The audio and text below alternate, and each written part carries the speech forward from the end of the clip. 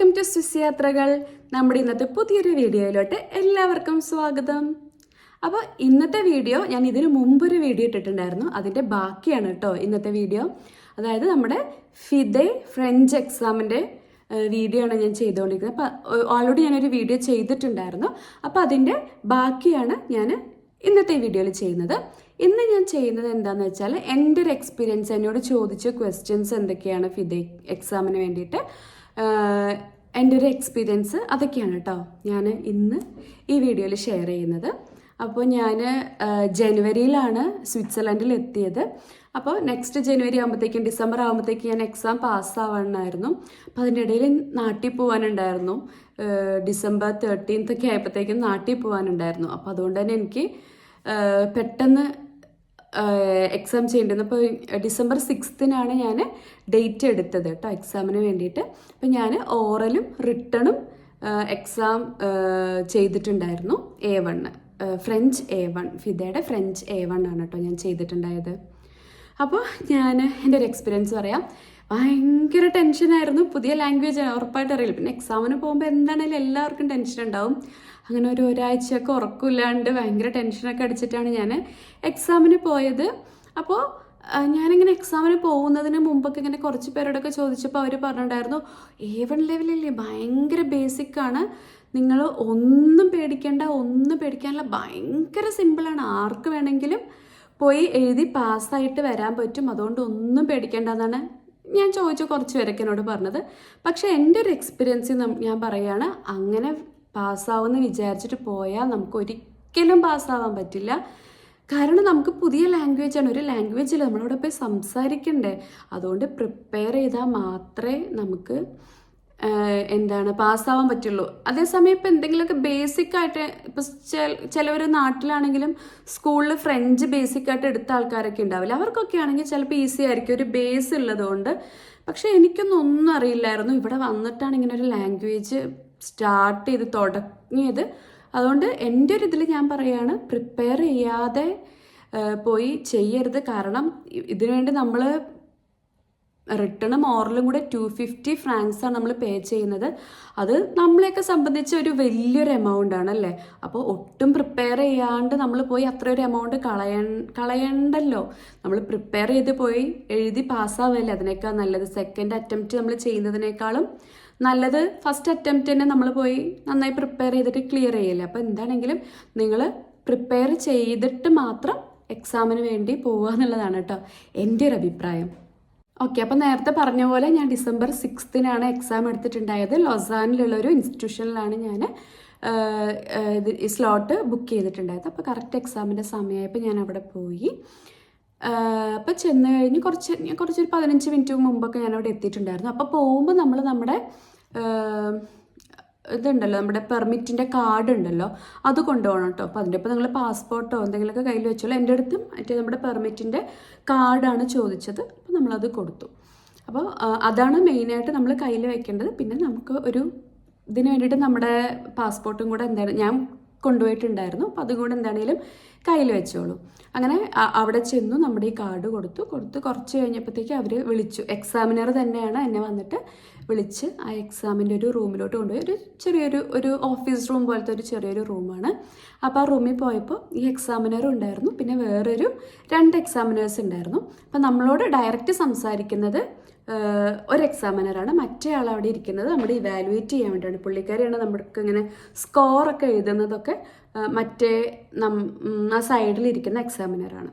അപ്പോൾ എന്നെ വിളിച്ചുകൊണ്ട് പോയിട്ട് ഞാനുമായിട്ട് സംസാരിക്കുന്ന ആ എക്സാമിനർ പുള്ളിക്കാരിനെ ഇൻട്രൊഡ്യൂസ് ചെയ്തു. അത് കഴിഞ്ഞിട്ട് എക്സാമിനെ കുറിച്ച് പറഞ്ഞു തന്നു. മൊത്തത്തിൽ എന്താണ് എക്സാം, എങ്ങനെയാണ് എക്സാം നടക്കാൻ പോകുന്നത് എന്നുള്ള കാര്യങ്ങളൊക്കെ എനിക്ക് പറഞ്ഞു തന്നു. അതായത് ഇതിന് മുമ്പത്തെ വീഡിയോയിൽ ഞാൻ പറഞ്ഞിട്ടുണ്ടായി, A2 തുടങ്ങുന്നത്. അത് കഴിഞ്ഞിട്ട് തീരുമാനിക്കും A1 പോകണോ B1 പോകണോ. അപ്പോൾ ഈ കാര്യങ്ങളെല്ലാം ഒന്നും കൂടി എനിക്ക് പറഞ്ഞു തന്നു. ഇതെല്ലാം ഫ്രഞ്ചിൽ തന്നെയാണ് കേട്ടോ അവർ സംസാരിക്കാൻ നമ്മളോട്. അങ്ങനെ അത് കഴിഞ്ഞിട്ട് എന്നോട് പറഞ്ഞു എന്നെ ഇൻട്രൊഡ്യൂസ് ചെയ്യാൻ പറഞ്ഞു. അപ്പം ഞാൻ ഇൻട്രൊഡക്ഷനൊക്കെ നമ്മൾ ഓൾറെഡി കാണാപ്പാടം പഠിച്ചു വെച്ചിട്ടാണല്ലോ പോണത്. നമ്മുടെ പേര്, വയസ്സ്, നമ്മുടെ പ്രൊഫഷൻ എന്താണ്, നമ്മൾ വർക്ക് ചെയ്യുന്നുണ്ടോ ഇല്ലേ, വീട്ടിൽ ആരൊക്കെ ഉണ്ട്, അങ്ങനത്തെ കാര്യങ്ങൾ ഒക്കെ നമുക്കിങ്ങനെ ബേസിക്കായിട്ടുള്ള ജസ്റ്റ് ഒരു കാര്യങ്ങൾ അതെന്താണെങ്കിലും കാണാപ്പാടെ നമ്മൾ ഞാൻ പഠിച്ചു വെച്ചിട്ടുണ്ടായി. അത് പോയി അവർ ചോദിച്ചു, അതുപോലെ തന്നെ പറഞ്ഞു. അങ്ങനെ ഇൻട്രൊഡക്ഷൻ കഴിഞ്ഞു കേട്ടോ. അത് കഴിഞ്ഞിട്ട് അവർ നമുക്കൊരു ആ ക്വസ്റ്റ്യൻ പേപ്പർ, അതിനകത്തൊരു 6-7 കുറച്ച് പേജുകളുണ്ട്. ആ ഒരു ക്വസ്റ്റ്യൻ പേപ്പർ നമുക്ക് തന്നു കഴിഞ്ഞിട്ട് അപ്പോൾ നമുക്ക് തരുന്ന ക്വസ്റ്റ്യൻ പേപ്പറിനകത്ത് ക്വസ്റ്റ്യൻസ് ഒന്നും ഉണ്ടാവില്ല, ഈ പിക്ചേഴ്സ് മാത്രമേ ഉണ്ടാവുള്ളൂ. ക്വസ്റ്റ്യൻസ് ഫുള്ള് എക്സാമിനർ നമ്മളോട് ചോദിക്കും. അപ്പോൾ നമ്മൾ കേട്ടിട്ട് വേണം ആൻസർ പറയാൻ പിക്ചർ നോക്കിയിട്ട്. അപ്പോൾ ഫസ്റ്റ് എൻ്റെ അടുത്ത് പറഞ്ഞു ആ കിട്ടിയേക്കുന്ന പിക്ചറിൽ എന്താണ് ഉള്ളതെന്ന് എക്സ്പ്ലെയിൻ ചെയ്യാൻ പറഞ്ഞു. അപ്പോൾ എനിക്ക് കിട്ടിയ പിക്ചർ എന്ന് വെച്ചാൽ ഒരു ലിവിങ് റൂം. അപ്പോൾ ഒരു ലിവിങ് റൂം ഉണ്ട്. ആ ലിവിങ് റൂമിൽ ഒരു ലേഡി ഇരിക്കുന്നുണ്ട്. കുറേ ഫർണിച്ചറൊക്കെ ഉണ്ട്, ടേബിളുണ്ട്, ചെയർ, TV, അങ്ങനത്തെ കുറേ സംഭവങ്ങളുണ്ട്, TV സ്റ്റാൻഡ്, അങ്ങനത്തെ എല്ലാ സംഭവം നമുക്ക് കാണുമ്പോൾ അറിയാം ഇതൊരു ലിവിങ് റൂമാണെന്ന് നമുക്ക് കാണുമ്പോൾ അറിയാം. അങ്ങനത്തെ കുറേ സാധനങ്ങളുണ്ട്. പക്ഷെ അവിടെ ഒരു സോഫ സെറ്റി ഉണ്ടല്ലോ, അതില്ല. അപ്പോൾ പുള്ളിക്കാരി ഇരിക്കുന്നതും ഒരു ചെയറിലാണ്. അപ്പോൾ സെറ്റി ഇല്ല. എന്നിട്ട് പുള്ളിക്കാരിയുടെ കയ്യിലൊരു എന്താ പറയുക ബ്രോഷർ, നോട്ടീസ്, ഒരു സംഭവമുണ്ട്. അപ്പോൾ എന്നിട്ട് അതിനകത്ത് ഒരു റെഡ് സെറ്റിയുടെ പിക്ചർ ഉണ്ട്. ആ പുള്ളിക്കാരിയുടെ കയ്യിലുള്ള ആ ഒരു പേപ്പറിനകത്ത് ഒരു റെഡ് കളർ സോഫയുടെ പിക്ചർ ഉണ്ടായിരുന്നു. അത് കഴിഞ്ഞിട്ടും ആ പിക്ചറിൻ്റെ മുകളിലായിട്ട് ഒരു ക്ലൗഡ് പോലെ ഒരു സംഭവം. എന്നിട്ട് അതിൽ ഒരാൾ, ആ ആളുടെ ബാക്കിൽ ഒരു വാനും, ഡെലിവറി വാനൊക്കെ ഉണ്ടാവില്ലേ, അങ്ങനത്തെ ഒരു വാനും. അപ്പോൾ ഇതാണ് എനിക്ക് കിട്ടിയ പിക്ചർ. അപ്പം ഞാൻ എക്സ്പ്ലെയിൻ ചെയ്തു, ഒരു ലേഡി ഇങ്ങനെ ഒരു ലിവിങ് റൂമിൽ ഇരിക്കുന്നു, ആ റൂമിൽ ഇത്ര സാധനങ്ങൾ ഉണ്ട്. എനിക്ക് തോന്നുന്നു ആ ലേഡി സോഫയ്ക്ക് വേണ്ടി ഓർഡർ ചെയ്തിട്ടുണ്ട്. അപ്പം ഈ ലേഡി ഫോണിലാണ് കേട്ടോ, ഇങ്ങനെ ഫോൺ വിളിച്ചുകൊണ്ടിരിക്കുകയാണ്. എന്നിട്ട് ഇങ്ങനെ പിക്ചറിൽ ഇങ്ങനെ നോക്കിക്കൊണ്ടിരിക്കുകയാണ്. അതാണ് ആ ലേഡിയുടെ ഒരു ഇത്. അപ്പം ഞാൻ പറഞ്ഞു ആ ലേഡി ഇങ്ങനെ ഓർഡർ ചെയ്തിട്ടുണ്ട്. അപ്പോൾ ആ ഡെലിവറി ബോയുമായിട്ട് ഇവർ ഫോണിൽ സംസാരിക്കുകയാണ്. ഇത്രയാണ് എനിക്ക് മനസ്സിലായത്, എനിക്ക് തോന്നിയത് ആ പിക്ചർ കണ്ടപ്പോൾ. അപ്പോൾ അത്രയും ഞാൻ പറഞ്ഞു. അപ്പോൾ അവർ പറഞ്ഞു ഓക്കെ എന്ന് പറഞ്ഞിട്ട് പുള്ളിക്കാർ പറഞ്ഞു ഓക്കെ ഇത് തന്നെയാണ് സിറ്റുവേഷൻ, ഞാൻ പറഞ്ഞത് തന്നെയാണ് അവരും ഉദ്ദേശിച്ചിരിക്കുന്ന സിറ്റുവേഷൻ. അപ്പോൾ അവരത് ഓക്കെ എന്ന് പറഞ്ഞു. അത് കഴിഞ്ഞിട്ട് അപ്പോൾ എൻ്റെ ഫസ്റ്റ് പാർട്ട് കഴിഞ്ഞു. പിക്ചർ എക്സ്പ്ലെയിൻ ചെയ്യുക എന്നുള്ളതായിരുന്നു ഫസ്റ്റ് പാർട്ട്. അപ്പോൾ ആ ഫസ്റ്റ് പാർട്ട് കഴിഞ്ഞു. ഇനി എക്സാമിൻ്റെ second part, second question part എന്ന് പറയാൻ പറ്റുമെന്നറിയില്ല, അടുത്ത ടാസ്ക്. ഓക്കെ, ടാസ്ക് എന്ന് പറയുന്നത്. അപ്പോൾ നെക്സ്റ്റ് ടാസ്ക്. അപ്പോൾ അതിനകത്ത് എന്താണെന്ന് വെച്ചാൽ അടുത്ത ടാസ്ക് വരുന്നത് കോൺവെർസേഷനാണ്. അപ്പോൾ അത് ടെലഫോണിക് കോൺവെർസേഷനാണ് വരിക. അപ്പോൾ എൻ്റെ അടുത്ത് പറഞ്ഞു അവിടെ ഇരിക്കുന്ന ലേഡി ഞാനാണ്, പിന്നെ ആ ഡെലിവറി ബോയ് ആ എക്സാമിനറാണ്. അപ്പോൾ ഈ ഡെലിവറി ബോയും ഈ ലേഡിയും തമ്മിലുള്ള കോൺവെർസേഷൻ. അപ്പോൾ എക്സാമിനർ കോൺവെർസേഷൻ തുടങ്ങും, ബോൺജൂർ ഒക്കെ എന്താണ് പുള്ളിക്കാരൻ്റെ പേര് പറഞ്ഞു. അത് കഴിഞ്ഞിട്ട് ഇങ്ങനെ ഡെലിവറി ബോയ് ആണ്, നിങ്ങളിങ്ങനെ ഓർഡർ ചെയ്തിട്ടുണ്ട്. അപ്പോൾ അങ്ങനെ കോൺവെർസേഷൻ എന്താ എപ്പോഴാണ് നിങ്ങൾ ഫ്രീ ആയിട്ട് ഉണ്ടാവുക, ഏത് ദിവസം എത്ര മണിക്കാണ് നിങ്ങൾ ഫ്രീ ആയിട്ട് ഉണ്ടാവുക എന്ന് പറയാം. അപ്പോൾ നമ്മൾ അതിന് എന്താണ് മറുപടി കൊടുക്കണം, നമ്മൾ എന്നാണ് ഫ്രീ ആയിട്ട് ഉണ്ടാവുക, ഏത് സമയത്താണ്. അത് കഴിഞ്ഞിട്ട് എന്നോട് ചോദിച്ചത് ആ പിക്ചറിലൊരു റെഡ് സോഫയായിരുന്നു. അപ്പം എന്നോട് വേറെ ഏതൊരു കളർ മാറ്റിയിട്ടാട്ടോ അവർ ചോദിച്ചത്, യെല്ലോയോ അങ്ങനെ, ഈ കളർ സോഫയല്ലേ നിങ്ങൾ ഓർഡർ ചെയ്തത്. അപ്പോൾ നമ്മൾ അല്ല റെഡ് കളറാണ്. അതുകൊണ്ട് ഞാൻ കഴിഞ്ഞ വീഡിയോയിൽ ഞാൻ പറഞ്ഞിട്ടുണ്ടായി കളറുകൾ നമ്മൾ പഠിച്ചു വെക്കണം എന്നുള്ള കാര്യം. അപ്പോൾ ഞാൻ പറഞ്ഞു ഇല്ല ഈ കളറാണ്. അങ്ങനെ ഒരു ടെലിഫോണിക് കോൺവെർസേഷൻ. എന്നിട്ട് ലാസ്റ്റ് ഓക്കെ ഈ ദിവസം ഈ സമയമാകുമ്പോൾ ഞങ്ങൾ വരാം, നിങ്ങൾ അവൈലബിൾ ആയിട്ട് ഇരിക്കണം എന്ന് പറഞ്ഞിട്ട് ആ ഒരു കോൺവെർസേഷൻ. അപ്പോൾ അങ്ങനെ രണ്ടാമത്തെ ടാസ്കും കഴിഞ്ഞു. അത് കഴിഞ്ഞിട്ട് പിന്നെ എന്നോട് ചോദിച്ചത് മൂന്നാമത്തത്, നിങ്ങൾ എപ്പോഴെങ്കിലും, അതായത് നമ്മൾ പുതിയതായിട്ടാണല്ലോ ഈ രാജ്യത്തോട്ട് വന്നത്, അപ്പോൾ ഉറപ്പായിട്ടും നമുക്ക് സോഫ സെറ്റ് സാധനങ്ങളൊക്കെ എന്താണെങ്കിലും നമുക്ക് ആവശ്യമുണ്ട്. അപ്പോൾ എൻ്റെ അടുത്ത് ചോദിച്ചു നിങ്ങളിങ്ങനെ വന്നതല്ലേ, അപ്പോൾ നിങ്ങൾ സോഫ വാങ്ങിച്ചിട്ടുണ്ടോ? അപ്പോൾ ഞാൻ പറഞ്ഞു ഉണ്ട്, വാങ്ങിച്ചിട്ടുണ്ട് എന്ന് പറഞ്ഞു. അപ്പോൾ എവിടെ നിന്നാണ് വാങ്ങിച്ചത്? അപ്പം നമ്മൾ ഇന്ന ഷോപ്പിൽ നിന്നാണ് ഞാൻ വാങ്ങിച്ചത് എന്ന് പറഞ്ഞു. അപ്പോൾ പുള്ളിക്കാർ പറഞ്ഞു ഓക്കെ. അപ്പോൾ ഞാൻ പറഞ്ഞു ഓക്കെ ഇന്ന ഷോപ്പിൽ നിന്നാണ് വാങ്ങിച്ചത് എന്ന് പറഞ്ഞപ്പോൾ ഓക്കെ എന്ന് പറഞ്ഞു. അത് കഴിഞ്ഞിട്ട് പിന്നെ ചോദിച്ചു അവിടെ പോയിട്ട് നിങ്ങൾ സെറ്റ് വാങ്ങിച്ചു എന്നിട്ട് എന്താണ് അവിടെ നടന്നത് എന്നുള്ള കാര്യം എക്സ്പ്ലെയിൻ ചെയ്യാൻ പറഞ്ഞു. ഓക്കെ, നമ്മൾ സെറ്റ് വാങ്ങിച്ചു ഷോപ്പിൽ പോയിട്ട്, അത് കഴിഞ്ഞിട്ടുള്ള കാര്യങ്ങൾ ഷോപ്പിൽ വെച്ച് ബാക്കി നടക്കുന്ന കാര്യങ്ങൾ എന്തൊക്കെയാണെന്ന് എക്സ്പ്ലെയിൻ ചെയ്യാൻ പറഞ്ഞു. അപ്പോൾ അത് എനിക്ക് തോന്നുന്നു നമ്മൾ ബില്ലിങ്, അതുപോലെ തന്നെ ഡെലിവറി ഇങ്ങോട്ട് കൊണ്ടുവരാനുള്ളത് അറേഞ്ച് ചെയ്യുക, അങ്ങനത്തെ ഒക്കെ കാര്യങ്ങളായിരിക്കാം അവരുദ്ദേശിച്ചത്. വേറെ എന്തെങ്കിലുമൊക്കെ ഉണ്ടോയെന്നറിയില്ല. അപ്പോൾ എൻ്റെ മനസ്സിൽ ആ സമയത്ത് വന്നത് ഇത്രയും കാര്യങ്ങളാണ് കേട്ടോ.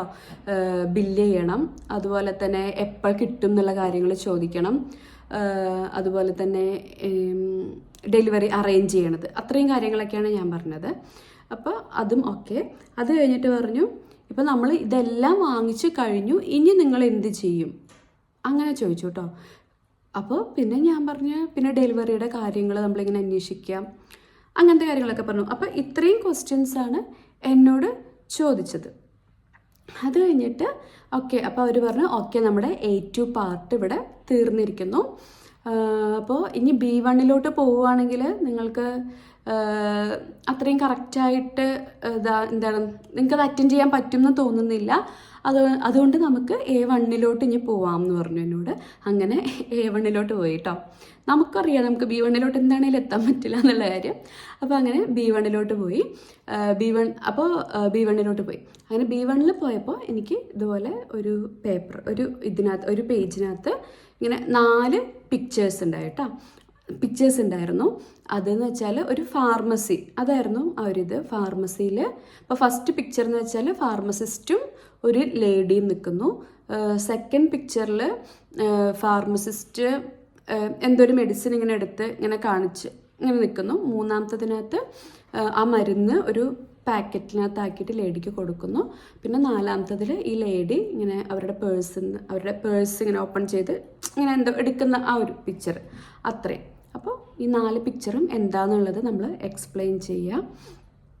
അപ്പോൾ ഇവിടെ നമുക്ക് എന്താണ് സിറപ്പ്, ആ പേരുകളൊക്കെ, ഈ വൊക്കാബുലറി ഒക്കെ നമുക്ക് അറിയണം കേട്ടോ. സിറപ്പ്, അതുപോലെ ടാബ്ലറ്റിൻ്റെ പേര്, ഫാർമസിസ്റ്റ്, അങ്ങനത്തെ സംഭവങ്ങളൊക്കെ. അതുപോലെ തന്നെ കാർഡിലാണോ പേ ചെയ്യുക അല്ലെങ്കിൽ ക്യാഷ്, ഇതിൻ്റെയൊക്കെ വൊക്കാബുലറി നമുക്ക് അറിഞ്ഞിരിക്കണം. അപ്പോൾ ഈ പിക്ചേഴ്സ് എക്സ്പ്ലെയിൻ ചെയ്തു. അത് കഴിഞ്ഞിട്ട് ഇവർ തമ്മിലുള്ള ജസ്റ്റ് ഒരു കോൺവെർസേഷൻ. അവർ എന്തെങ്കിലും ഒരു ക്വസ്റ്റ്യൻ നമ്മളോട് ചോദിക്കും, അതിന് റിപ്ലൈ നമ്മൾ കൊടുക്കുക. അങ്ങനെ ഈ 4 പിക്ചേഴ്സിൽ നിന്നും ഓരോ കോൺവെർസേഷൻ വെച്ചിട്ടും കൂടി ഉണ്ടായി. അപ്പോൾ ഇത്രയാണ് A1 ഉണ്ടായിരുന്നത്. അപ്പോൾ A1 സാമ്പിൾ ക്വസ്റ്റ്യൻ പേപ്പർ നമ്മുടെ ഈ ഫിദയുടെ സൈറ്റിലുണ്ട് കേട്ടോ. അപ്പോൾ നമുക്ക് ചെക്ക് ചെയ്താൽ കാണാൻ പറ്റും. ഇത്രയാണ് ഉണ്ടായത്. അപ്പോൾ ഇത്രയാണ് എനിക്ക് എക്സാം ഉണ്ടായത്. ഇത് കഴിഞ്ഞപ്പോൾ പിന്നെ ഞാൻ റിട്ടണും കൂടെ എടുത്തിട്ടുണ്ടായിരുന്നല്ലോ. അപ്പോൾ എനിക്ക് റിട്ടണും അന്ന് തന്നെയായിരുന്നു. ഒരു മണിക്കൂർ കഴിഞ്ഞിട്ടാണ് പിന്നെ റിട്ടേൺ എനിക്ക് ഉണ്ടായത്. അപ്പോൾ അവർ ഒരു പേപ്പർ തന്നിട്ട് അതിനകത്ത് ഇങ്ങനെ കുറച്ച് ക്വസ്റ്റ്യൻസ് ഒക്കെ ഉണ്ടായിരുന്നു. അപ്പോൾ അതിന് ആൻസർ ചെയ്യാൻ പറഞ്ഞു. ഞാനത് ആൻസർ ചെയ്ത് കൊടുത്തു. അപ്പോൾ എൻ്റെ അടുത്ത് ഏത് ലെവലാണ് എഴുതാൻ പോകുന്നതെന്ന് ചോദിച്ചു. അപ്പോൾ ഞാൻ പറഞ്ഞു A1 ആണെന്ന് പറഞ്ഞു. അപ്പോൾ ഓക്കെ എന്ന് പറഞ്ഞിട്ട് ഓക്കെ A1 തന്നെ എഴുതാമെന്ന് പറഞ്ഞു. അങ്ങനെ ഞാൻ റിട്ടണും A1 തന്നെയാണ് എഴുതിയത്. അപ്പോൾ ഇനി റിട്ടേണിൻ്റെ കാര്യം പറയുകയാണെങ്കിൽ ഇത്രയാണ് കേട്ടോ ഓറൽ പാർട്ട്. അങ്ങനെ ഇത്രയും കഴിഞ്ഞതോടെ ഓറൽ പാർട്ട് കഴിഞ്ഞു. ഞാൻ എക്സാം ആ ഒരു റൂമിൻ്റെ പുറത്തോട്ട് വന്നു. അത് കഴിഞ്ഞിട്ട് റിട്ടേൺ നടക്കുന്നത് വേറൊരു കുറച്ച് വലിയൊരു ഹാളിലാണ്. അപ്പം കുറേ ആൾക്കാർ ഒരുമിച്ചിരുന്നിട്ടാണ് എക്സാം എഴുതുന്നത്. ഒരു കുഞ്ഞൊരു ഹാളിലാണ് റിട്ടേൺ പാർട്ട് നടക്കുന്നത്. അങ്ങനെ റിട്ടേണിന് വേണ്ടിയിട്ട് ഞാൻ കയറി. കുറച്ചധികം ആൾക്കാരുണ്ടായിരുന്നു കേട്ടോ. എനിക്കൊരു 10-12 ആൾക്കാർ, അങ്ങനെ കുറച്ച് ആൾക്കാരുണ്ടായിരുന്നു. അപ്പോൾ പേനയൊക്കെ അവർ തന്നെയാണ് കേട്ടോ നമുക്ക് പ്രൊവൈഡ് ചെയ്തത്. നമ്മൾ കൊണ്ടുപോയ പേന വെച്ച് എഴുതാൻ സമ്മതിച്ചില്ല. അവർ അവിടെ നിന്ന് തന്നെ പേന തന്നു റിട്ടേൺ എഴുതാൻ വേണ്ടിയിട്ട്. അങ്ങനെ റിട്ടേൺ കറക്റ്റ് നമുക്ക് മോഡൽ ക്വസ്റ്റ്യൻ പേപ്പർ കിടക്കുന്നുണ്ട് നമ്മുടെ ഫിദയുടെ സൈറ്റിൽ. ആ സെയിം പാറ്റേൺ തന്നെയാണ്, ഒരു വ്യത്യാസമില്ല. ക്വസ്റ്റ്യൻസ് വ്യത്യാസമുണ്ട്. പക്ഷെ അതല്ലാണ്ട് ഇതിനകത്ത് നമ്മുടെ സാമ്പിൾ ക്വസ്റ്റ്യൻ പേപ്പറിനകത്ത് കിടക്കുന്നത് ഒരു ഗ്രില്ല് ചെയ്യാൻ പോകുന്നതിനൊരു ഡേറ്റ്, അപ്പോൾ അതിൽ നിന്നുള്ള ക്വസ്റ്റ്യൻസ് ഫോം ഫില്ല് ചെയ്ത് കൊടുക്കുക, അങ്ങനത്തെ കാര്യങ്ങളൊക്കെ കിടക്കുന്നത്. ആ സെയിം പാറ്റേൺ തന്നെയാണ് റിട്ടണും വരുന്നത്. അപ്പോൾ റിട്ടനെ കുറിച്ച് ഞാൻ അങ്ങനെ അധികം എക്സ്പ്ലെയിൻ ചെയ്യുന്നില്ല, കാരണം ആ സാമ്പിൾ ക്വസ്റ്റ്യൻ പേപ്പർ എന്താണോ അതേ പാറ്റേൺ തന്നെയാണ് ഇതിനകത്തും വരുന്നത്. വേറെ ഒരു വ്യത്യാസവും ഇല്ല അതിനകത്ത്. അപ്പോൾ അതിനെക്കുറിച്ച് ഞാനങ്ങനെ അധികം എക്സ്പ്ലെയിൻ ചെയ്യണ്ടല്ലോ. ആ സാമ്പിൾ ക്വസ്റ്റ്യൻ പേപ്പർ കാണുമ്പോൾ തന്നെ നിങ്ങൾക്ക് എന്താണെങ്കിലും അറിയാം. ആ സെയിം തന്നെയാണ്, ഒരു വ്യത്യാസമില്ല. സെയിം ക്വസ്റ്റ്യൻ എന്നല്ല, ആ പാറ്റേൺ സെയിം ആണ് അവർ ഫോളോ ചെയ്തിരിക്കുന്നത്. ഇങ്ങനെ ഫോം ഫില്ല് ചെയ്യുക, അതുപോലെ തന്നെ മെയിൽ അയയ്ക്കുക, അങ്ങനത്തെ കുറച്ച് കാര്യങ്ങളൊക്കെ ഉണ്ടല്ലോ. പിന്നെ വലിയൊരു പാരഗ്രാഫ് പോലെ തന്നിട്ടുണ്ടാവും. എന്നിട്ട് അത് കുറച്ച് ക്വസ്റ്റ്യൻസ് ഉണ്ട്, അത് അണ്ടർലൈൻ ചെയ്യുക, എന്നിട്ട് ക്വസ്റ്റ്യൻ നമ്പർ അവിടെ എഴുതി വയ്ക്കുക, അങ്ങനത്തെ കാര്യങ്ങളൊക്കെയാണ് ഉണ്ടായത്. അപ്പോൾ അതും അത്രയേ ഉള്ളൂ റിട്ടേൺ. അപ്പോൾ എൻ്റെ അടുത്ത് ചോദിക്കുകയാണെങ്കിൽ എനിക്ക് റിട്ടേൺ പാർട്ടായിരുന്നു കേട്ടോ എളുപ്പം ഓറലിനേക്കാളും. അയ്യോ, ഇതിൻ്റെ ഇടയിൽ ഞാനൊരു കാര്യം പറയാൻ മറന്നുപോയി. നമ്മുടെ ഓറലിൻ്റെ കൂടെ ലിസണിങ്ങും കൂടെ ഉണ്ട്. ലിസണിങ്ങിൻ്റെ കാര്യം പറയാൻ ഞാൻ വിട്ടുപോയി കേട്ടോ, സോറി.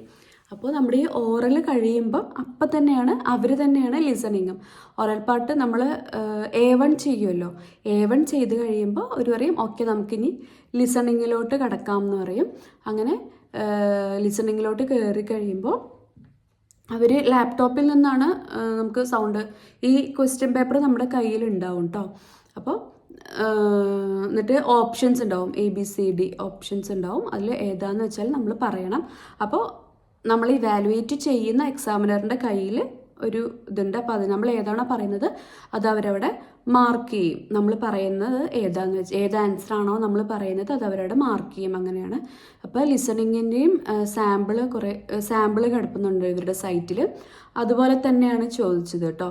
അപ്പോൾ ഇതിനകത്ത് എന്താ നമുക്ക് സാമ്പിൾ കിടക്കുന്ന ഇതിനകത്ത് എന്താണെന്ന് വെച്ചാൽ ഇപ്പോൾ ടൈം പറയുമ്പോൾ അല്ലെങ്കിൽ ഇപ്പോൾ ട്രാൻസ്പോർട്ടേഷൻ്റെ കാര്യത്തിൽ ഏതെങ്കിലും വെഹിക്കിൾ പറയുമ്പോൾ ഒക്കെ ഒന്നില്ലെങ്കിൽ വോയിച്ചു അല്ലെങ്കിൽ ബ്യൂസ് അത്രയൊക്കെയാണ്. ചിലപ്പോൾ ഒരെണ്ണം മാത്രമേ ആ സാമ്പിളിനകത്ത് ഉള്ളൂ എന്ന് തോന്നുന്നു. പക്ഷേ ഈ അവിടെ പോയിട്ടുള്ള ലിസണിങ്ങിനകത്ത് നമ്മൾ കേൾക്കുന്ന ആ ഒരു വോയിസിൽ വോയിച്ചു ബ്യൂസ് രണ്ടും വരുന്നുണ്ട്. അപ്പോൾ അവരിപ്പോൾ എനിക്ക് ഒരു സിറ്റുവേഷൻ വന്നത് ഒരു ബർത്ത്ഡേ പാർട്ടിക്ക് പോകുന്ന ഒരു സിറ്റുവേഷനൊക്കെ ആയിരുന്നു. അപ്പോൾ അവർ പോയപ്പം ഏതിലാണ് പോയത്, അപ്പോൾ അതാണ് ക്വസ്റ്റ്യൻ. അപ്പോൾ ക്വസ്റ്റ്യൻ എക്സാമിനറാണ് കേട്ടോ നമ്മളോട് ചോദിക്കുക. നമുക്ക് റീഡ് ചെയ്യാൻ പറ്റില്ല, എക്സാമിനറാണ് നമ്മളോട് ക്വസ്റ്റ്യൻ ചോദിക്കുന്നത്. പിക്ചേഴ്സ് മാത്രമേ നമ്മുടെ കയ്യിലുള്ളൂ. അപ്പോൾ ഇവർ ഏത് വണ്ടിയിലാണ് പോയത് എന്നായിരിക്കും. അപ്പോൾ നമുക്ക് കറക്റ്റ് കേൾക്കുമ്പോൾ കറക്റ്റ് അങ്ങനെ അർത്ഥമൊന്നും മനസ്സിലാവില്ലല്ലോ. നമ്മളോരോ വേർഡ്സ് ആയിരിക്കും നമ്മൾ ഫോക്കസ് ചെയ്യുന്നത് അല്ലേ. അപ്പോൾ ഇപ്പോൾ ഏത് വെഹിക്കിളിലാണ് പോയെന്ന് വെച്ചാൽ നമ്മൾ ആ വെഹിക്കിൾ മാത്രമായിരിക്കും നമ്മളിങ്ങനെ ഫോക്കസ് ചെയ്ത് കേൾക്കുന്നത്. പക്ഷേ ഞാൻ കേട്ട ഒരു ലിസണിങ്ങിനകത്ത് ഒറ്റ വോയിസിൽ തന്നെ 2 വെഹിക്കിളും വരുന്നുണ്ട്. അതുകൊണ്ട് നിങ്ങൾ അങ്ങനെ മാത്രം കോൺസെൻട്രേറ്റ് ചെയ്തിട്ടും പോകരുത് കേട്ടോ.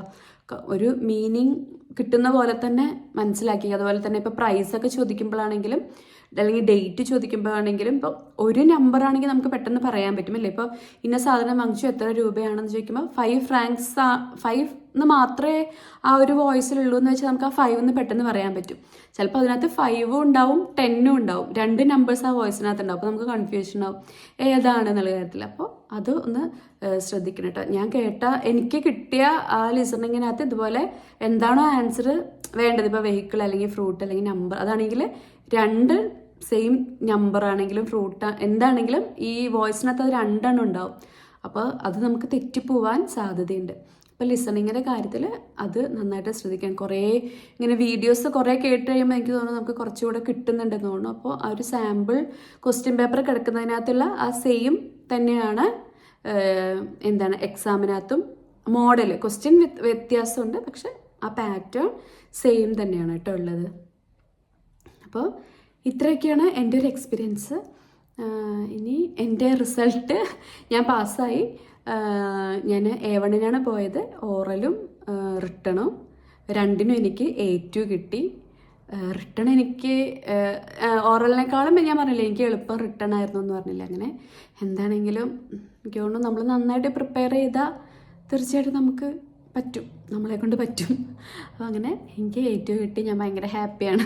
അപ്പോൾ എക്സാം 6th എഴുതിയിട്ട് ഞങ്ങൾ 14th നാട്ടിൽ പോയി. അപ്പോൾ എക്സാമിൻ്റെ റിസൾട്ട് കിട്ടാൻ വേണ്ടിയിട്ട് നമുക്കൊരു 4 weeks ഒക്കെ എടുക്കും. 4 to 6 weeks ഒക്കെ വേണ്ടി വരും കേട്ടോ എക്സാമിൻ്റെ റിസൾട്ട് കിട്ടാൻ. അപ്പോൾ റിസൾട്ട് നമുക്ക് പോസ്റ്റ് വഴിയാണ് വരുന്നത്.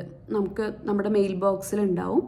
മെയിൽ ബോക്സിലാണ് വരിക. പോസ്റ്റ് വഴിയാണ് നമുക്ക് റിസൾട്ട് വരുന്നത്. ഓൺലൈനൊന്നും നമുക്ക് ഇതിൻ്റെ റിസൾട്ട് അറിയാൻ പറ്റില്ല. പോസ്റ്റിൽ നമുക്ക് ഇതിൻ്റെ ഒരു ഇത് വരും, നമ്മുടെ എത്ര % നമുക്ക് കിട്ടി അതൊക്കെ വെച്ചിട്ട് ഒരു പേപ്പർ, ഒരു ലാംഗ്വേജ് പാസ്പോർട്ട് എന്നാണ് തോന്നുന്നു അതിനെ പറയുന്നത്, അത് നമുക്ക് വരും. അപ്പോൾ നാട്ടിൽ നിന്ന് വെക്കേഷനൊക്കെ കഴിഞ്ഞ് വരുമ്പോൾ ഭയങ്കര ടെൻഷനായിരുന്നു കേട്ടോ. എന്താവും, ജയിച്ചിട്ടുണ്ടോ തോറ്റിട്ടുണ്ടോ എന്തായിട്ടുണ്ടാവും, ഭയങ്കര ടെൻഷനായിരുന്നു. അങ്ങനെ വന്ന് ഫസ്റ്റ് പോയി തുറന്നു നോക്കിയത് മെയിൽ ബോക്സ് ആയിരുന്നു. പക്ഷെ എൻ്റെ റിസൾട്ട് വന്നിട്ടുണ്ടായില്ല. നാട്ടിൽ നിന്ന് തിരിച്ച് വന്നത് January 10th. അപ്പോൾ ഓൾറെഡി 1 മാസം കഴിഞ്ഞിട്ടും എൻ്റെ റിസൾട്ട് വന്നിട്ടുണ്ടായില്ല. അത് കഴിഞ്ഞ് പിന്നെ ഒരാഴ്ചയും കൂടെ കഴിഞ്ഞിട്ടാണ് എനിക്ക് റിസൾട്ട് വന്നത് കേട്ടോ. അങ്ങനെ റിസൾട്ട് കിട്ടിയപ്പോൾ ഞാൻ ഭയങ്കര ഹാപ്പിയായി. കാരണം ഞാൻ ശരിക്കും ഹാർഡ് വർക്ക് ചെയ്തിട്ടുണ്ടായിരുന്നു, നന്നായി ഹാർഡ് വർക്ക് ചെയ്തിട്ടുണ്ടായിരുന്നു എക്സാമിന് വേണ്ടിയിട്ട്. അങ്ങനെ എക്സാം പാസ്സായി, A2 കിട്ടി. അപ്പോൾ ഇത്രയൊക്കെയാണ് ഈ എക്സാമിനെ കുറിച്ചുള്ള എൻ്റെ ഒരു എക്സ്പീരിയൻസ്. അപ്പോൾ ആർക്കെങ്കിലുമൊക്കെ ഇത് പെടുമെന്ന് ഞാൻ വിശ്വസിക്കുന്നു. കാരണം പ്രത്യേകിച്ച് മലയാളത്തിലൊന്നും ഞാൻ യൂട്യൂബിൽ നമ്മളിങ്ങനെ സെർച്ച് ചെയ്യുമല്ലോ കുറേ ഇങ്ങനെ, പക്ഷെ എനിക്കൊന്നും കിട്ടിയിട്ടുണ്ടായില്ല. അങ്ങനെ ഫിദേനെക്കുറിച്ച് തന്നെ അധികം ഒന്നും ഇല്ല യൂട്യൂബിൽ, വീഡിയോസ് അധികമൊന്നുമില്ല. ഡെൽഫാണെങ്കിൽ കുറേ വീഡിയോസ് കിടപ്പുണ്ട്, പക്ഷേ ഫിദേനെക്കുറിച്ച് ഒരുപാട് വീഡിയോസൊന്നും ഉണ്ടായില്ല. പിന്നെ മലയാളത്തിൽ ഒറ്റ വീഡിയോയും ഞാൻ കണ്ടില്ല. അപ്പോൾ ഞാനോർത്തു ഒരാൾക്കെങ്കിലും ഹെൽപ്ഫുൾ ആവുമെങ്കിൽ എൻ്റെ ഒരു എക്സ്പീരിയൻസ് ഷെയർ ചെയ്യാമെന്ന് വിചാരിച്ചിട്ടാട്ടോ ഇന്നത്തെ വീഡിയോ ചെയ്തത്. അപ്പോൾ ഇന്നത്തെ വീഡിയോ ആർക്കെങ്കിലുമൊക്കെ ഉപകാരപ്പെട്ടു എന്ന് വിശ്വസിക്കുന്നു.